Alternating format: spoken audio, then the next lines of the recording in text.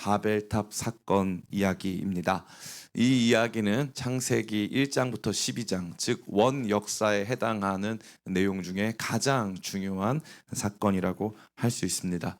하나님께서 노아 때에 홍수로 세상을 심판하셨습니다. 세상은 이른바 리셋되었죠. 다시 시작되었습니다. 다시 시작된 세상 속에 모든 것이 거룩하고 온전하게 이루어져야 하는데 전혀 그렇게 되어지지 못했습니다. 이제 세상이 보여주는 두 번째 타락의 모습은 그 이전과는 조금 다른 양상을 보여주고 있습니다.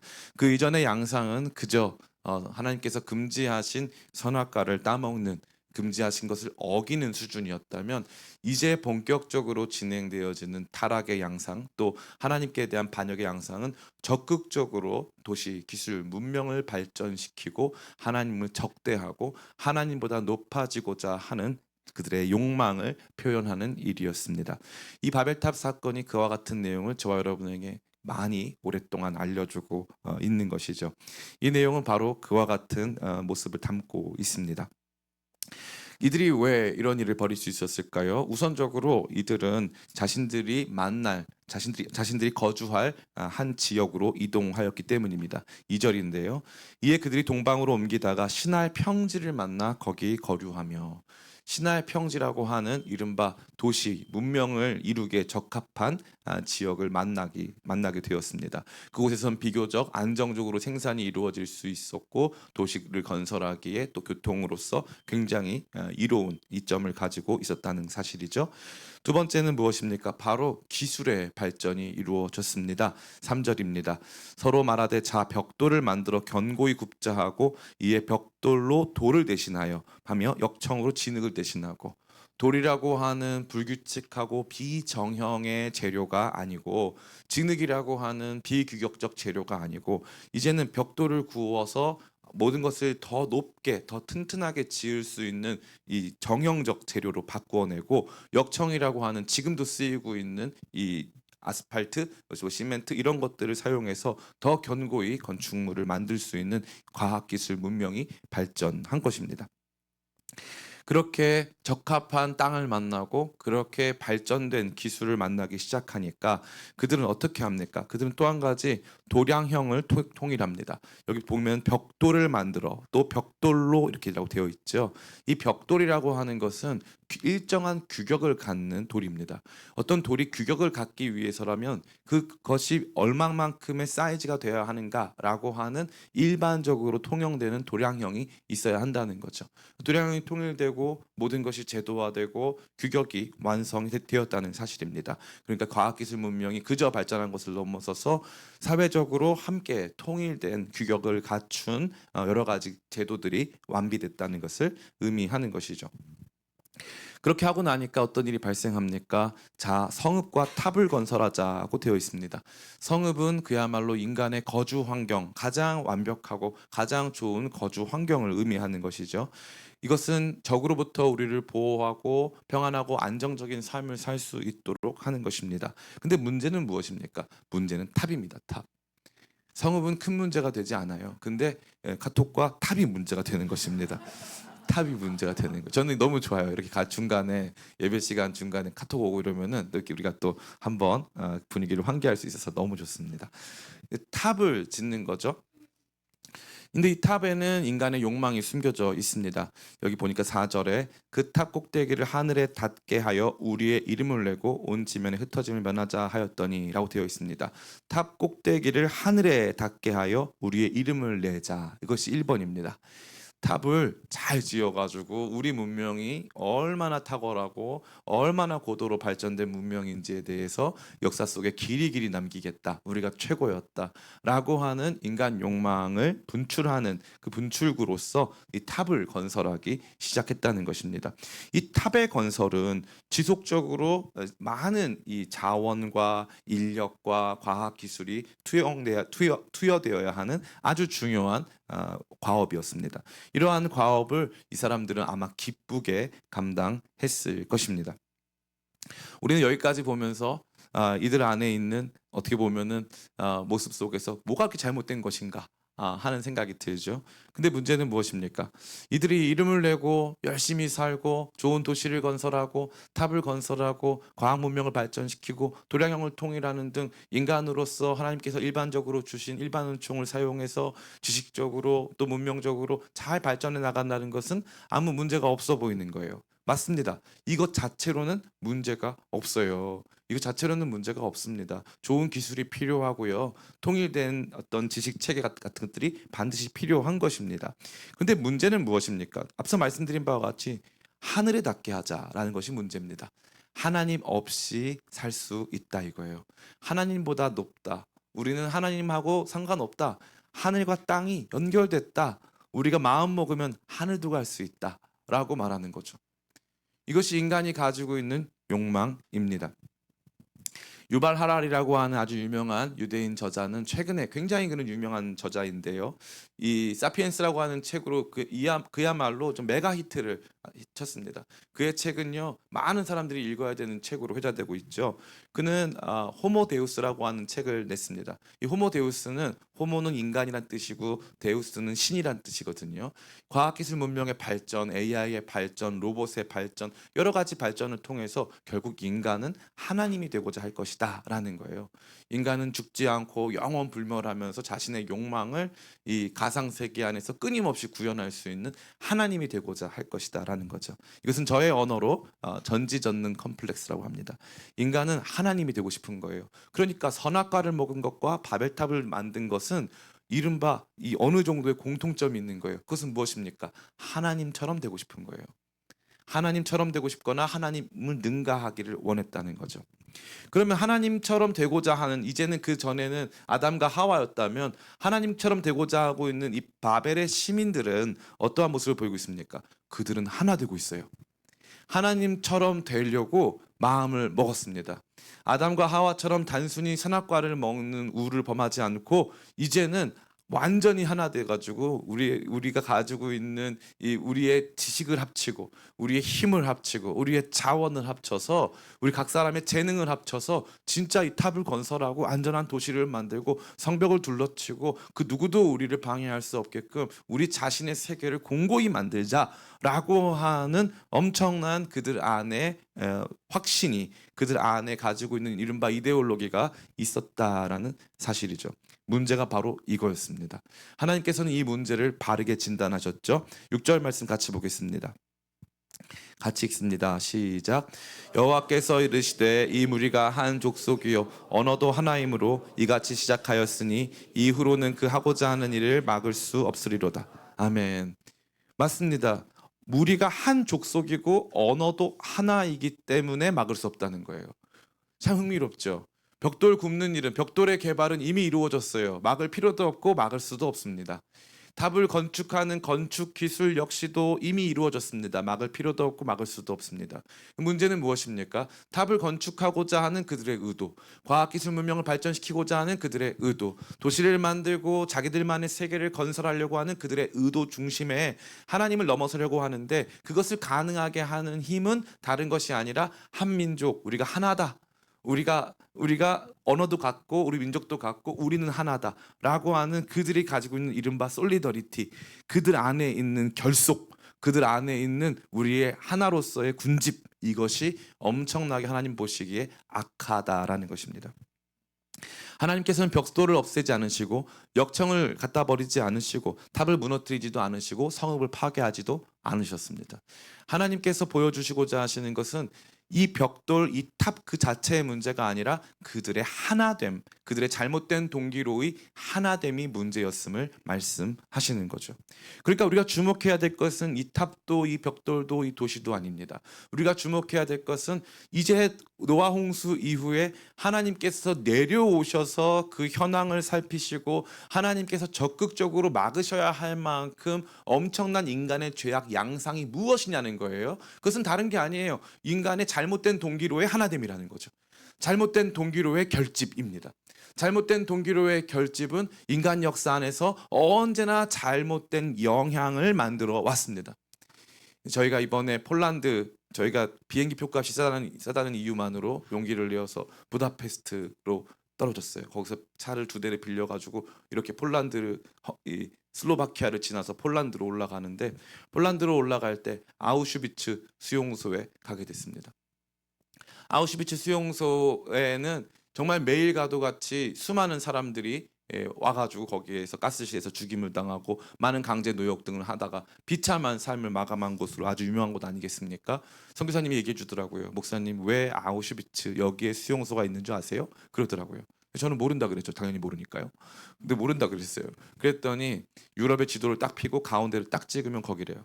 그 거기로 딱 가면은 모든 이 전쟁이 펼쳐지고 있었던 2차 세계대전 중에 이 나치 독일이 점령하려고 했던 모든 땅 중에 제일 가운데 모든 사람 다 모을 수 있다는 거예요. 거기로.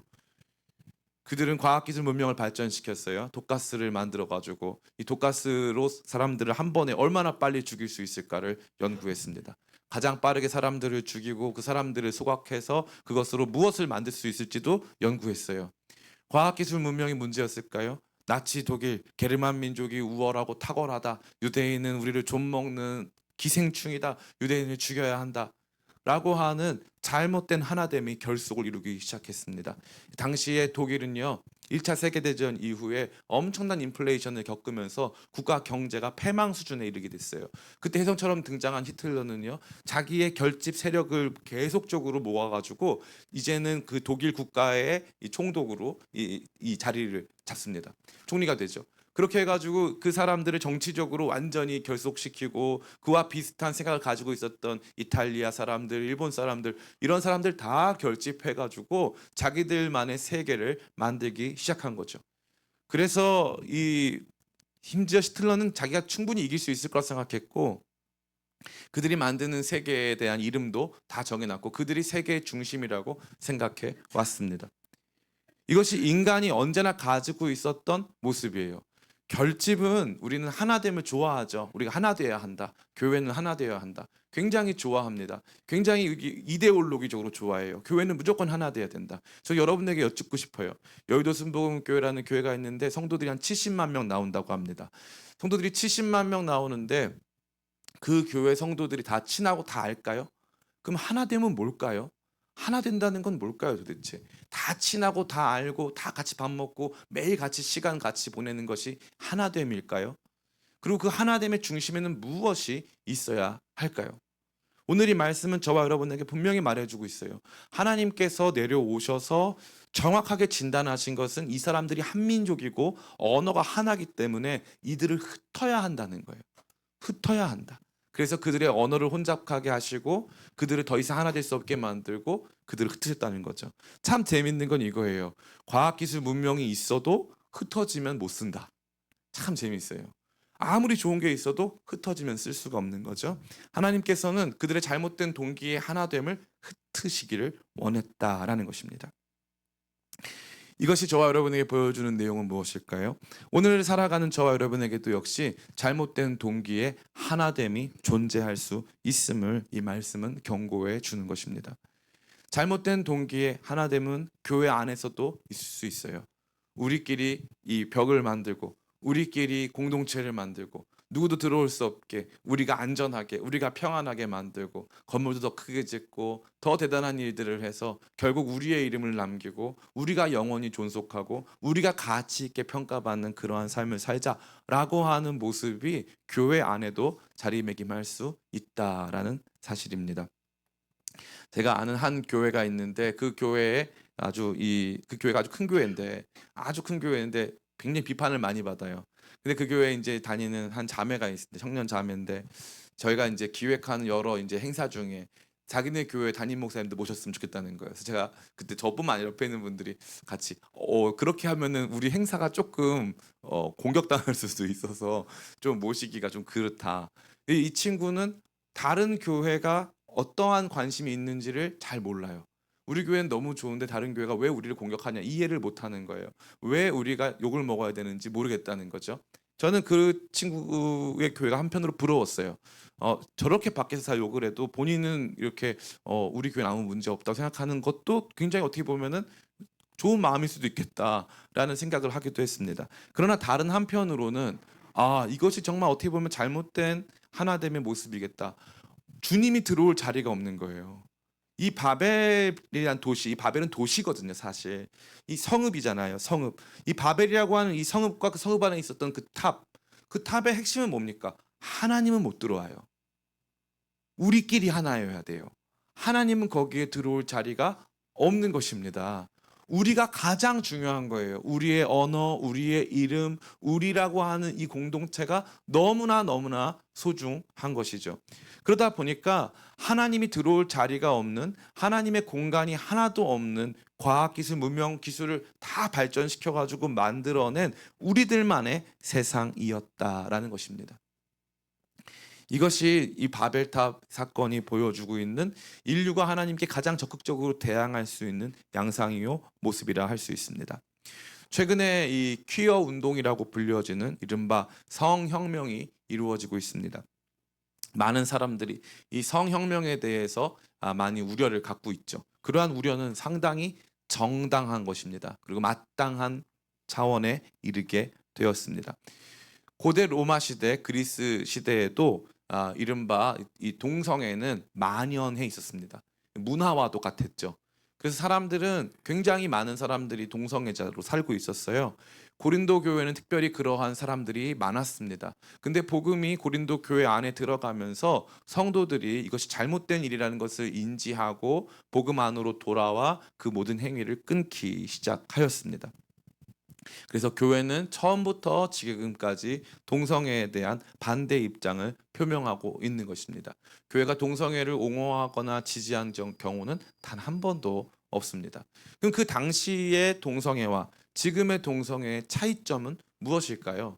지금의 동성애는 이른바 그러한 퀴어 운동, 성혁명에 동참하는 사람들이 하나로 결집되고 있다는 것입니다. 그들은 하나로 결집되어서 그들이 믿고 있는 바를 진리와도 같이 선포하고 그것을 교육 정책에 반영시키고 그것을 국가 법률 체제 안으로 편입시키고자 부단히 노력을 하고 있다는 것입니다. 현재 그것이 가장 이 현실 안에 잘 반영되어 있는, 잘이라는 표현이 좀 그러네요. 현실 안에 가장 크게 반영되어 있는 이곳은 미국의 캘리포니아 주입니다. 미국의 캘리포니아 주에서 보여주고 있는 이 양상은요. 내가 여자라고 주장하면 내가 여자 탈의실에 들어가는 것을 막을 수 있는 법이 없어요. 내가 여자라고 주장하기만 하면은 나는 여자 탈의실에 마음껏 들어갈 수 있는 것입니다. 아이들에게 있어서 아이들의 성 정체성 역시도 아이들 스스로 정할 수 있게 하고 부모가 그 아이에게 성을 강요하면 넌 남성이야 여성이야 강요하면 아이가 부모를 고발할 수 있어요. 이것이 저와 여러분들 그냥 단순히 그런 세상이 있나 보다가 아니에요. 그런 조류가 확대되고 있다라는 것입니다. 이것이 무엇이죠? 잘못된 하나됨이에요. 힘을 합치고 목소리를 모아서 사람들이 이것이 옳다고 계속 말하기 시작하면 그것이 정치에 편입이 되고 정치는 법률이 됩니다. 법률이 되면 사회가 되고 상식이 되고 문화가 되고 삶이 되는 거예요. 그러한 일들이 만연하게 작용하고 있는 것입니다.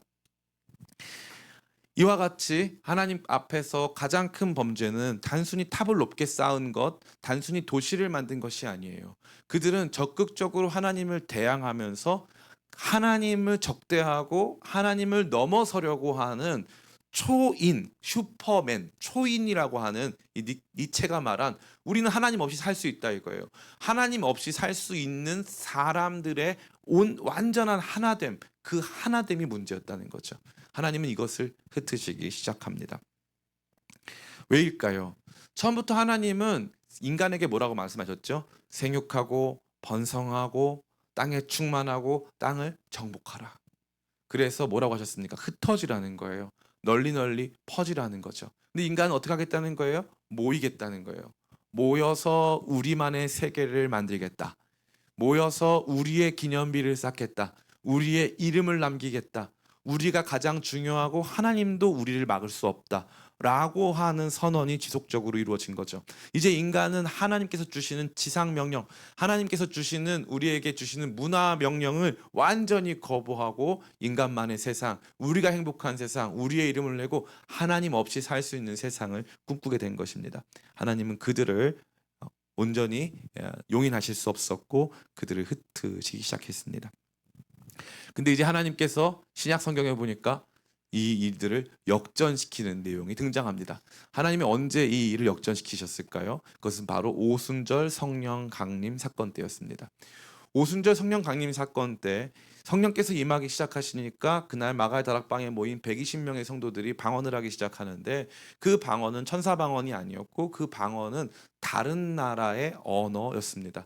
그 당시 이스라엘을 중심으로 하여서 이 예루살렘에 올 수 있었던 모든 사람들의 언어로 하나님의 큰 일을 그들이 방언으로 선포하기 시작했습니다. 성령은 이제 온전한 하나됨을 주시기 시작했고 하나님의 큰 일이라고 하는 내용이 하나의 언어는 아니지만 성령의 언어로 사람들에게 울려 퍼지기 시작했습니다. 이제 교회는 모이기 시작했고 구원받은 택함받은 하나님 백성들이 모여서 하나됨을 이루게 된 것입니다.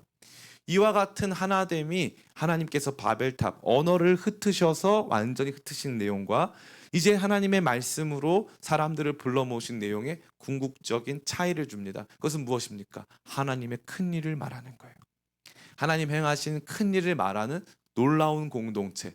그래서 그들은 이제 내 언어, 하나의 언어는 아니지만 내 언어를 말했더니 그 언어가 자동으로 번역돼 가지고 사람들이 하나님 앞으로 모여들기 시작한 것입니다.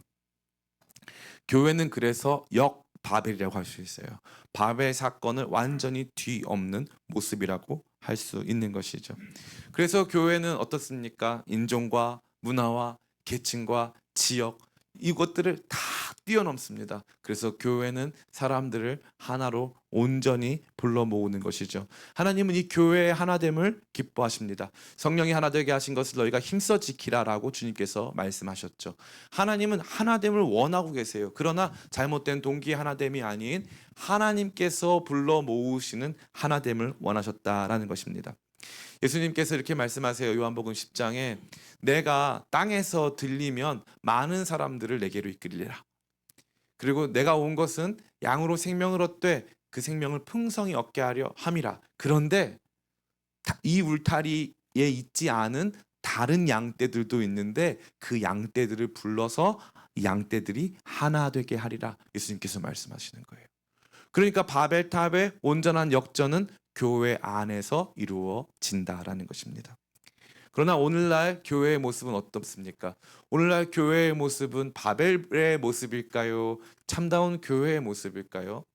우리의 인종, 우리의 언어, 우리의 문화가 모든 사람이 함께 할 수 있는 하나님께서 다스리시고 통치하시는 온전한 다양성과 서로를 향한 포용성을 가지고 있는 그러한 하나됨일까요? 아니면 우리도 우리만의 성벽을 쌓고 우리만의 이야기를 남기고 우리 이름을 후손에 남기고 하나님보다 높아질 그러한 모습으로 나아가고 있을까요?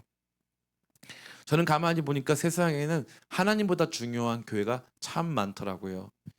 우리 모두에게 자명한 것이 무엇이냐? 우리 모두는 결국 죽는다는 사실입니다. 시간은 지나고 우리의 삶의 이야기는 끝나는 것이죠.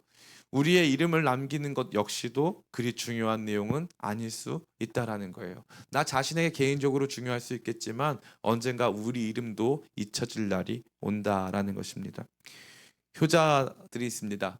부모님을 너무 사랑하죠. 좋은 묫자리를 쓰고 또 부모님을 기억하면서 이 부모님과 함께 하려고 부모님 묘소를 자신이 있는데 근처에 딱 둬가지고 자주 방문하고자 하는 그러한 사람들도 있어요. 근데 문제가 뭐예요? 그 효자가 죽고 나면 3대, 4대 정도 지나면은 그 사람들은 더 이상 그 후손들은 부모를 찾지 않습니다. 큰 상관이 없는 사람들로 지나가게 되는 것이죠.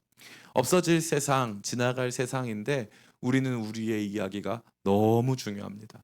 우리만의 언어를 사용하고 우리만 알아듣고 우리만 들을 수 있는 문화를 향유하기를 원하는 것입니다. 우리 문화가 너무 중요하니까 다른 문화는 그다지 중요하게 여기지 않는 것이죠. 한국에는 이러한 교회들이 너무나도 많습니다. 너무나도 많은 교회들이 교회적 하나됨이 아니라 바벨적 하나됨을 꿈꾸고 있는 것입니다. 그 교회가 많은 재정이 모이고 교회 안에 많은 사람들이 모여서 서로 단결하고 하나 된다 할지라도 거기에는 하나님께서 계실 공간이 없는 것이죠. 목사님 왜 그렇게 단정적으로 이렇게 말씀을 하십니까? 왜 목사님은 이렇게 이 교회를 비판하십니까? 제가 교회 비판해서 인기 좀 끌고 싶은 면도 있지만 교회 비판한다고 다 인기 끌 수 있는 건 아니니까. 제가 이번에 폴란드 바르샤바에 있는 하나님의 평화교회라는 교회를 방문했어요. 그 평화교회라는 교회를 방문했는데 이건 우크라이나 난민들을 위해서 한국인 선교사가 세운 교회입니다. 이 92년생 한국인 모스크바에서 태어난 최 베드로 선교사가 이제 1년 전에 세운 교회예요. 그 교회에는 대략 60명 정도의 성도들이 있는데 거기에는 몽골인, 고려인, 우리 한국 사람, 그다음에 폴란드 사람, 그다음에 우크라이나 사람, 러시아 사람들이 모여서 예배를 드려요. 그 교회에. 저희가 갔다고 저희 팀 15명의 밥을 해주시는데 거기 한 집사님이 계셨어요. 그 집사님은 대한민국 공군 대령이에요. 근데 폴란드와 대한민국의 이 요번에 방위산업 거래에 있어서 계약의 총괄 책임자예요. 거기에 있어서 보통 이 무관으로 그 나라에 이제 가게 되면 주재하게 되면은 보통 3년 정도 있는데요. 근데 그분은 총 5년 동안 있어요. 왜냐하면 폴란드랑 우리나라랑 계약이 굉장히 중요하기 때문에 그분이 중간에 바뀌게 되면은 어려움이 생길 수 있으니까 5년이나 있는 거예요. 그분이 저희를 모든 팀을 다 본인 집에 초대하셔서 밥을 만들어 주셨는데 그 사모님 된 집사님이 밥을 만들어 주는데 그냥 만들어 준 게 아니라 한국에서 와가지고 이제 고생한다고 내일이 추석이라고 전을 다 부치셨어요. 전을 다 부치시고 된장찌개를 끓이시고 김치를 새로 담그신 거예요. 그래서 우리 팀원들을 다 먹이세요. 다 먹이고 언제 봤다고? 우리가 누구라고요? 언제 봤다고 자기 집에 다 초대하고 그 집에 애가 3명이 있는데 그 3명이 다 밥을 2명은 이제 거기 현지에 있는 회사 다니고 1명은 이제 고등학생인데 대학생인데 그 다니면서 우리한테 말을 걸어주는 거예요. 오히려 우리가 말 거는 게 아니라 와가지고 사역을 하더라고요. 사역을 와가지고 아는 체 해주고 어떻게 오셨어요? 막 이러면서 아는 척 해주고 막 우리를 어떻게 해서든지 행복하게 그 시간 있게끔 하려고 이 친구들이 함께 사역을 하더라고요. 언제 봤다고요? 우리가 누구라고요? 근데 우리를 막 그렇게 찾아오고 그리고 저희가 같이 난민 그 고아원에 갔는데 그 집사님 따라오셨어요. 따라오셔가지고 거기에서 같이 물건 나누고 그리고 주일날이 됐어요. 제가 이제 설교하고 이제 예배 시간인데 찬양을 100% 러시아어로 부릅니다. 러시아어로 부르는데 거기에 한국인 성도님들이 계세요. 근데 그 중에 러시아어를 하시는 성도님은 한 명도 없어요. 그래서 러시아어를 아무도 할 줄 모르니까 거기다 러시아어 밑에 한국말로 써요. 뭐 이렇게 뭐 뿌리띠 뭐 이렇게 해가지고 한국말로 뭐 이렇게 찌찌뿌띠 뭐 이렇게 다 쓰는 거예요. 그래서 그걸 따라하는 거예요. 무슨 내용인지도 몰라요. 그래서 러시아어 그다음에 그 음역 그다음에 이제 한국어 가사 내용 이렇게 해가지고 3개가 떠요. 그 집사님은요 바르샤바에는 이미 많은 한인 교회가 있어요. 그 집사님은 거기 가면요 VIP예요. 거기 가면 편하게 예배드릴 수 있어요. 거기 가면요 신경 안 쓸 거 많아요. 자녀들도 자기 할 일만 하면 돼요. 근데 그 집사님은 그거 섬기더라고요. 제가 그때 그걸 본 거예요. 아 여기 교회다, 교회다, 교회다. 나는 저 언어를 몰라요. 저 언어로 찬양을 부르면 난 이해를 못해요. 앞에서 춤추고 하는 애들을 다 러시아, 우크라이나 사람들이에요. 한국인은 소수예요. 담임 목사님만 한국인인 뿐이에요. 그런데 그 예배를 사모해서 나오더라고요. 제가 설교하는데 막 울어요, 이분들이. 막 울고 감동을 받으세요. 제가 보면서 너무 충격을 받은 거예요. 이 불편한 예배를 드리는 거예요. 하나 되게 하신 하나님 앞에서, 교회로 하나 되게 하신 하나님 앞에서 이 불편한 상황과 환경 속에서 교회로 살기로 결정하는 거예요. 내 이름 석자 남기고 어디 가서도 충분히 장로님 이상 하실 수 있는 분 아닐까요? 그런데도 그런 거 중요하지 않은 거예요. 그 사역이 중요한 거예요. 하나님께서 본인을 폴란드로 보내신 뜻이 있더라는 거예요. 그래서 거기서 교회를 세우고 있더라고요. 저는 거기서 교회를 봤어요. 다른 언어, 다른 문화, 다른 인종 그런 사람들이 함께 어울리는 교회. 바벨적 교회의 특징은 다른 언어가 들어갈 자리가 없어요. 너 내 언어 배워야 돼. 너 여기 들어오려면 내 문화에 따라야 된다고. 여기가 어떤 교회인 줄 알아? 우리가 어떻게 세웠는 줄 알아? 이거 얼마나 대단한 건 줄 알아? 이게요. 오래된 교회만 있는 게 아니에요. 기쁨의 교회에도 있을 수 있어요. 제가 처음 놀란 게 뭐냐면은 우리 교회가 한 5년쯤 됐을 때예요. 근데 새 가족들이 와가지고 자꾸 떠나는 거예요. 그래서 왜 떠나냐고 물어봤더니 기쁨의 교회는 서로 너무 견고해가지고 친한 사람들이 많아가지고 자기가 들어올 자리가 없다는 거예요. 그래서 제가 그랬어요. 얘네들도 온 지 얼마 안 됐다 그랬어요. 이 사람들도 온 지 얼마 안 됐다고. 근데 온 지 얼마 안 됐지만 서로 이렇게 벽을 만들면 정말 쉽게 만들어져요. 정말 쉽게. 그래서 교회 하나 되면 참 역설인데요. 교회 하나 되면 깨져야 생겨요. 벽을 깨고 삶을 깨고 내 삶을 찢을 때 진짜 하나됨이 생기는 거예요. 그래서 그 안에서의 변화가 생기는 거예요. 제가 한 교회를 특정해서 그 교회를 칭찬하는 것이 뭐 그 교회한테는 좋겠죠. 근데 다른 교회 어떨지는 모르겠지만 저 온누리 교회를 굉장히 좋게 생각해요. 뭐 어, 잘못 없는 교회가 어디 있겠어요. 다 어떤 부분에서 연약한 부분이 있겠죠. 그런데 하용조 목사님 살아계실 때 맨날 그랬다는 거예요. 딱 온누리 교회는 7년만 다니고 다른 교회 가라. 그래가지고 거기 오랫동안 다닌 중직자들이 목사님 도망 댕겼대요. 목사님이 만나면 절로 지하로 도망가고 자꾸 가면 교회 옮기라고 할까봐 도망 다녔다는 거예요. 교회에서 고인물 되지 말라 이거예요. 나가서 새로운 교회를 만들어라. 그래서 제가 우리 후배 목사님들한테도 맨날 하는 말이 있어요. 열매를 보고 알아야 된다. 목회자는 열매를 보고 알아야 된다. 그 사람이 지나간 그 다음에 보니까요. 그 목사님 지나가고 나서 오늘 교회는요. 다른 목사님들 거기서 사역했던 목사님들이 나가서 교회를 세우는데 그 교회들이 다 건강하고 전반적으로 아주 힘있게 사역 감당하는 걸 보게 되는 거예요. 그런데 그 정신은 있어요. 그 정신이 있어요. 그 언어도 어느 정도 있어 보여요. 그러나 다른 사람들도 많이 들어와요. 들어올 수 있는 언어고 들어올 수 있는 문화예요. 너무너무 근사하고 너무너무 아름다운 거죠. 대한민국에서 이란어 예배 어디에 있는 줄 아십니까? 온누리교회에 있어요. 대한민국에서 아랍어 예배 어디 있는 줄 아십니까? 온누리교회에 있어요. 다른 교회 없어요. 그런 거 안 만들어줘요. 왜 그 교회가 뭐가 아쉬워서? 대한민국에서 나름 잘 산다고 하는 그 지역에 멀쩡한 건물 잘 지어놓고 우리끼리 행복하게 예배드리면 되지 않겠습니까? 근데 이란어 예배를 왜 만들어줘요? 선교사가 900명입니다. 900명. 900명 선교사인데 2,000명을 목표로 하고 있대요. 숫자가 중요한 게 아니에요. 근본적으로 바라보는 태도가 다른 거예요. 우리끼리 하나 돼가지고 우리끼리 잘 먹고 잘 살고 우리의 이야기를 남기고 우리의 이름을 남기고 하나님도 들어올 수 없는 우리만의 견고한 것들을 만들어 가자? 아니다. 우리 얼마든지 깨질 수 있다. 하나님 안에서 하나님을 높이고 하나님께서 중심이 되지 않으시면 그 하나됨은 잘못된 하나됨이다. 하나님이 들어오실 수 없는, 그래서 하나님께서 마음껏 역사하실 수 없는, 그래서 하나님께서 보내주시는 사람들과 새로운 하나됨, 날마다 새로운 하나됨을 만들어갈 수 없는 하나됨이라면 이건 고인물이고 이거는 깨져야 되는 것이다 라는 것이죠. 사랑하는 성도 여러분, 이 잘못된 하나됨이 우리의 신앙을 망치는 거예요. 왜요? 하나님은 이 잘못된 하나됨을 그냥 두지 않으십니다. 잘못된 하나님이 들어올 수 없는 종류의 하나됨을 하나님께서는 가장 그것들을 좋게 보지 않으신다는 거죠. 우리 가정이, 우리 교회가, 우리 국가가, 대한민국이 이 잘못된 하나됨 가운데 있는 것은 아닌지 우리가 깊이 생각하고 또 주님 앞에서 여쭈어야 되는 내용이 아닐 수 없는 것입니다. 하나님께서 원하시는 진짜 하나됨은 교회를 통해서 나타나는 것이죠. 우리 교회는 어떻습니까? 새로운 사람들에게 관심을 갖고 새로운 사람들이 우리가 갖고 있는 언어나 우리의 울타리를 쉽게 넘을 수 있는 곳일까요? 넘을 수 없는 곳일까요?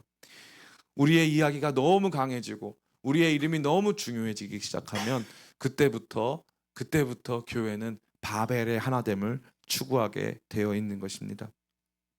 유럽에 가보면은 많은 성당들을 볼 수 있어요.